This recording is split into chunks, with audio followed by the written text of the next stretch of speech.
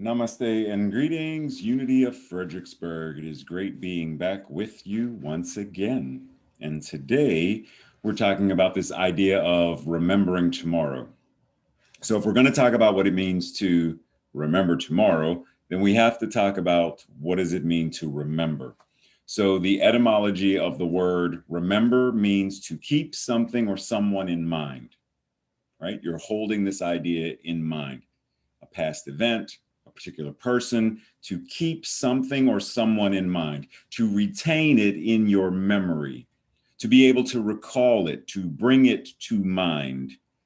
It's sort of this idea to or to do it again, to have this image again, to be mindful of whatever that is, to be able to reconnect to it, and then to be able to mention it, to talk about it, to have a particular narrative or to reaccount the thing, the event. Sort of like when someone says, "So, when you were at the scene of the event, can you tell us what happened?" And the person gives a reaccount, a recollection of the event. They narrate what exactly took place.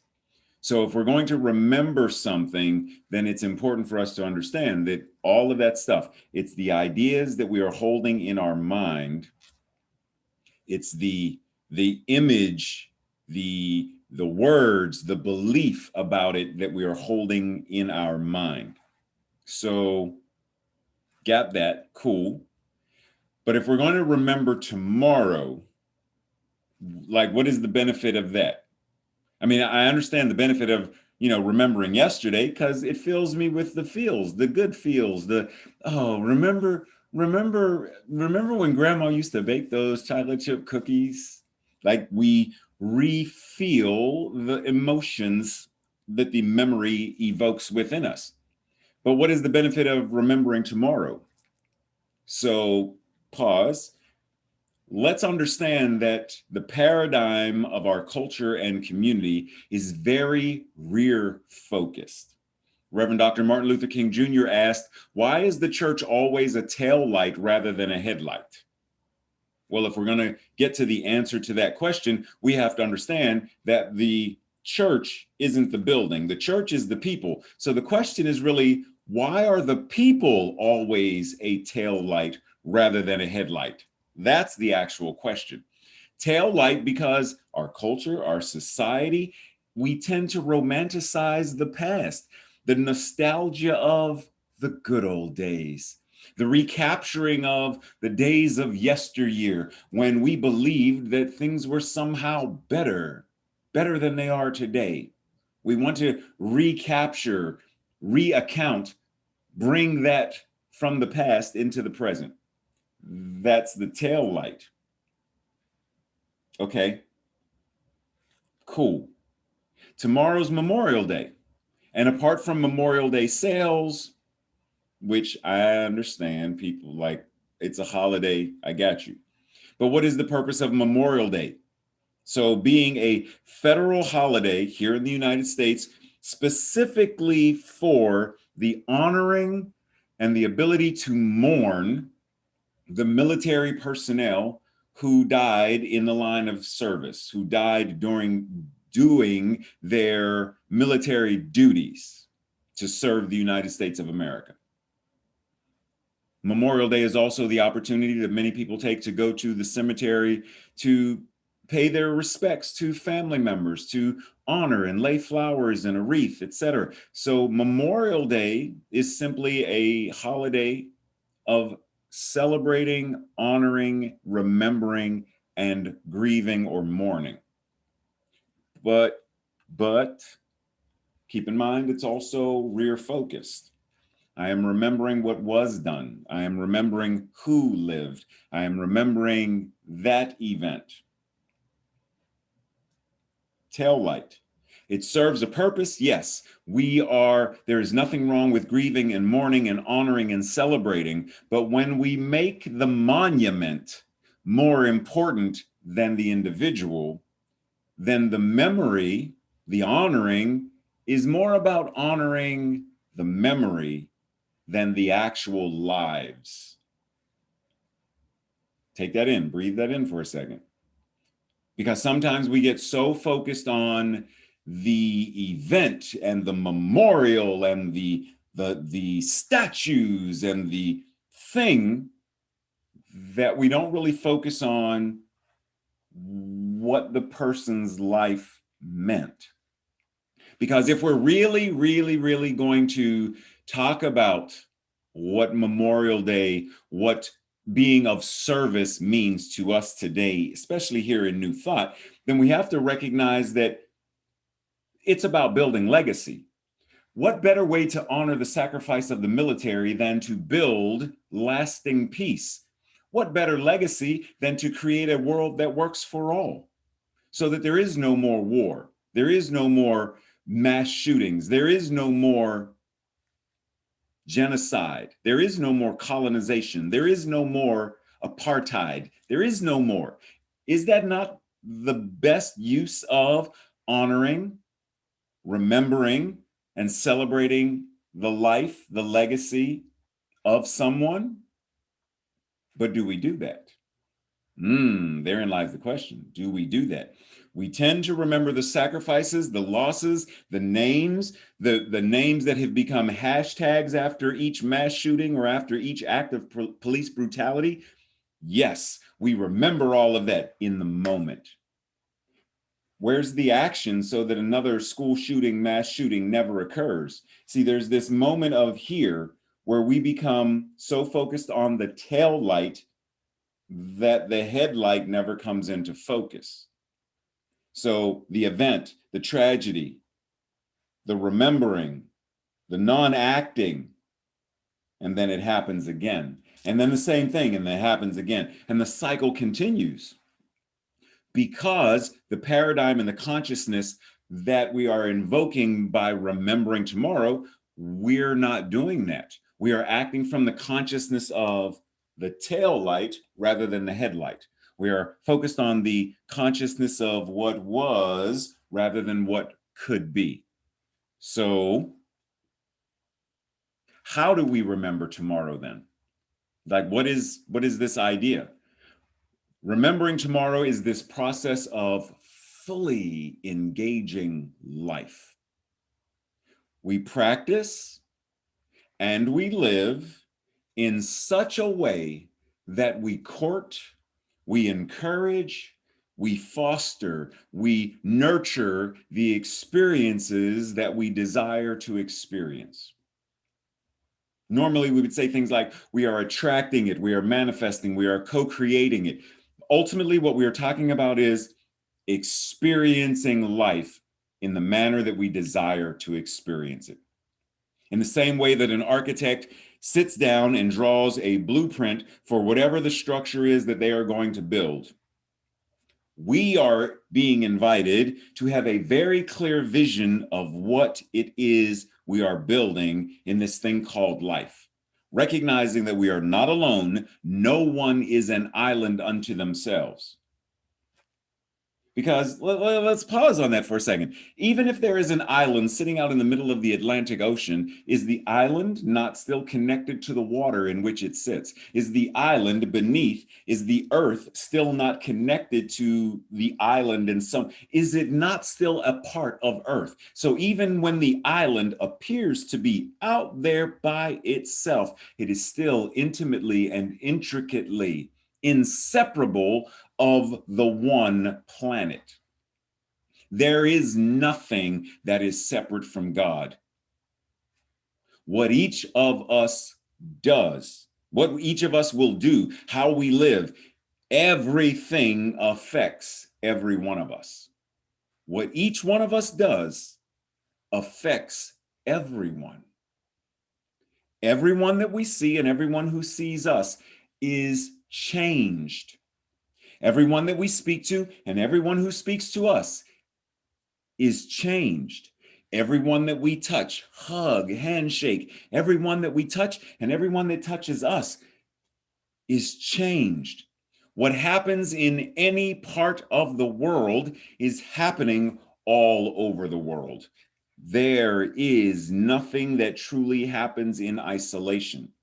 Keep in mind that when George Floyd was murdered and the people in the United States took to the streets to protest, in New Zealand, New Zealanders gathered together to perform the haka in solidarity with the protesters in the United States and in other places of the world. Why? Because they were so moved to solidarity. And let us keep in mind that solidarity is a synonym for unity. When we live, move, and have our beingness from this consciousness of solidarity, this consciousness of unity, this consciousness of oneness, and of a world that works for all, everything around us changes. Octavia Butler said, all that you touch, you change. And all that you change changes you. The only lasting change, the only lasting truth is change. God is change. All that you touch, you change. All that you change changes you. The only lasting truth is change. God is change. God is not stagnant. God is not still and motionless. God is ever expanding consciousness, ever evolving awareness, ever creating creation itself. And what it is, we must also be. So, what are we invited to know or do regarding this? Keep in mind that Raymond Charles Barker said, all creation starts with desire. God desired self-expression and the cosmos was born. The desires of your heart are the possibilities that can be manifested, attracted, demonstrated in and as your experience.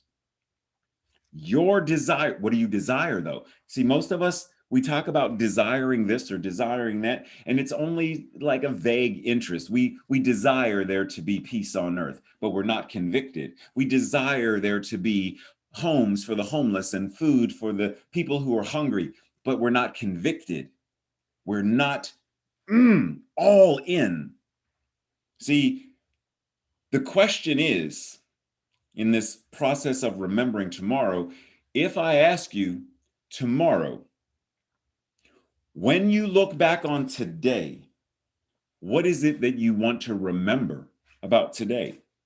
Do you want to remember the joy that you felt today? Do you want to remember some fun and engaging, witty conversation that you had with a friend? Is that what you want to remember about today? Do you want to remember the loving connection with friends or family or spiritual community? When you are in tomorrow, what is it about this moment today that you want to remember? Because whatever that is, you build it today. You build it in this moment with this breath, with this thought, because everything is now. See, the blueprint is a plan, but the blueprint is happening now. The handing off to the construction worker is now. The construction worker who unrolls it is now. The other builders, the masonry workers and the electricians, all the things that they are doing to create this structure now.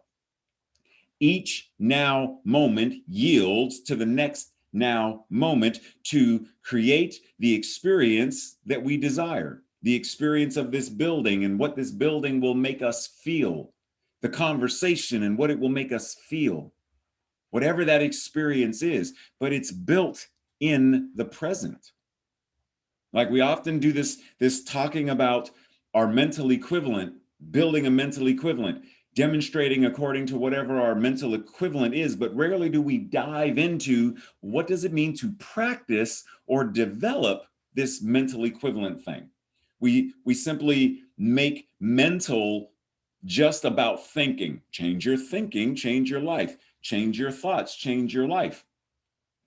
But keep in mind, in the Bible, it said, as you think in your heart, as you are convicted, or as you desire deeply and are passionately committed to, then you create. See, it's not just about your thinking. The Kabbalion says all is mind. This is a mental universe. All is mind. All is mind. The universe is mental. So our mental equivalent is about the totality of what we think, feel, do moment by moment. The trinity of thoughts, feelings, and actions. That's the mental equivalent. So if we are going to remember tomorrow based upon the mental equivalent of this moment today, then we are invited to sit and ask ourselves, what are the thoughts that I think continually? When I'm speaking, do my words give insight into what I am thinking that I may not even be aware of what I am thinking? What are my feelings inviting me to recognize, to heal, to move through?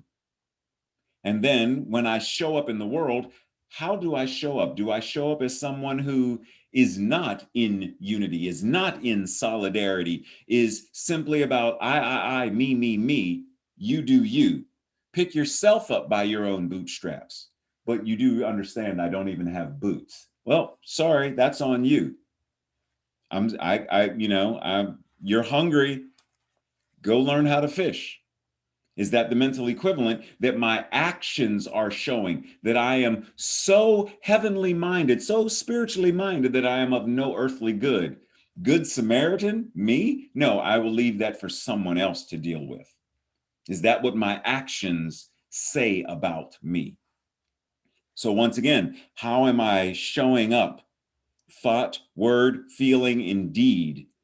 What is it revealing about my mental equivalent? What is it revealing about what I am choosing to remember about tomorrow and the next day, to recollect, to narrate, to remember?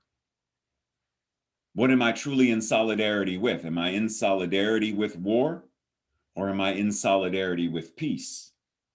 There is no truly neutral state. Spiritual practices, we all engage in them, but keep in mind that spiritual practices, because that's how we develop this mental equivalent, that's how we remember tomorrow, that's how we step into this place of radical self-care and whatnot and live life on our terms and based upon what we desire and what we deserve. All of that, spiritual practices, but keep in mind, it's not just meditation. It's not just being mindful. It's not just praying or chanting. Spiritual practice is also how you do laundry, how you prepare dinner, how you engage in this amazing thing called traffic. All of that is spiritual practice. How you communicate with the waiter or waitress or wait person when you are at a restaurant. All of this is spiritual practice. How you engage the cashier at the supermarket. All of this is spiritual practice. When you have something in your cart and you're like, yeah, I don't feel like walking all the way back to frozen foods to put this back. So you put it with cereals, knowing that this is going to thaw and be unusable, be inedible because it's now room temperature. That is demonstrating what your spiritual practice is. When we understand that this thing we call practice, spiritual practice, is actually about how we live this thing called life. There is no separation. It's all one and the same. So remembering tomorrow is about living the most loving, empowered, authentic, transparent, grounded, and holy life that you can while being a beneficial presence on the planet. It's all of that. In the Bible, in Matthew 24, somewhere, the disciple said, or Jesus starts off saying, so look, check this out. I was a stranger and you didn't take me in. I was unclothed and you didn't give me clothes to put on. I was sick and I was in prison and you didn't come take care or visit me. And the disciples were like, whoa, Lord, when did we see you hungry, thirsty, stranger, naked, sick, or in prison, and we didn't do anything for you? When did that happen? And Jesus said to them, when you didn't do it for them, you didn't do it for me. When you didn't do it for them, you didn't do it for me. When you weren't in solidarity with that, you weren't in solidarity with me. When you were about lack or separation there, you were separating from me. Ooh, ooh, that's, ooh.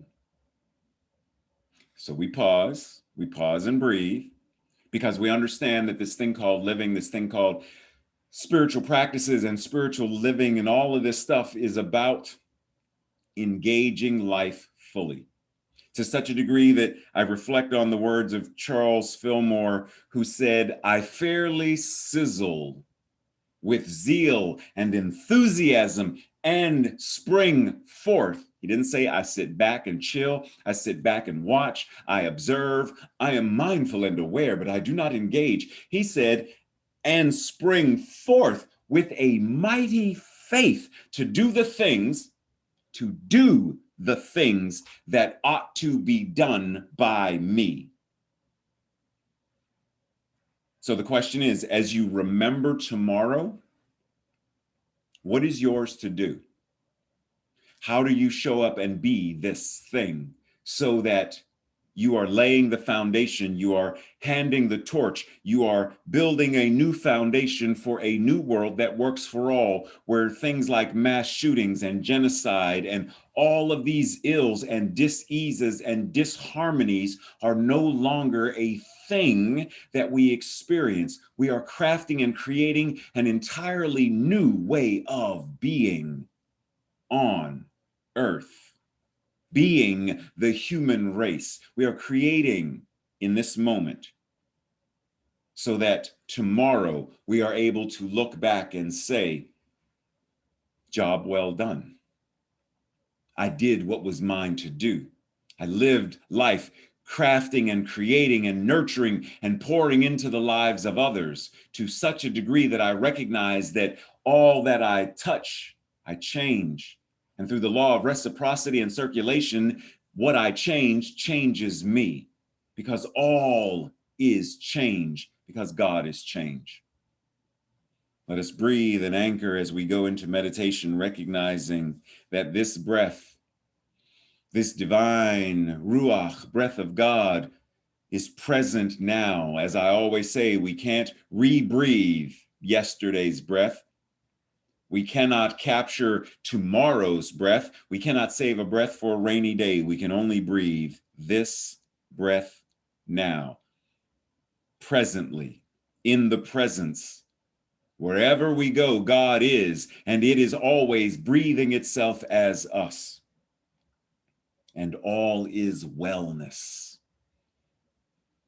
This breath also reminds us that the body is intelligent enough to know how to breathe itself, because as we engage in this thing called living, cooking, laundry, driving, tying shoes, making lunch, the body is breathing. We don't consciously say lungs expand and lungs contract. The body takes care of that while we sip coffee or tea, while we ride our bikes or take a walk.